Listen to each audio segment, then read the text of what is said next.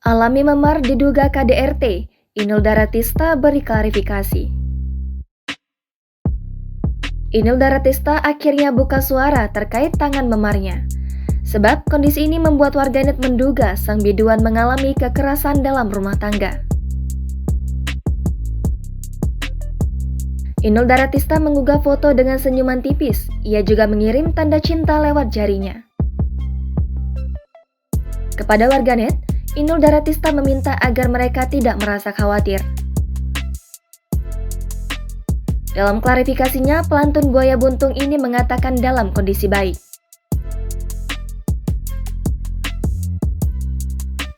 Kendati mengatakan dalam kondisi baik, tapi pergelangan tangan Inul Daratista masih terlihat lebam. Sebelumnya, Inul Daratista membuat khawatir warganet.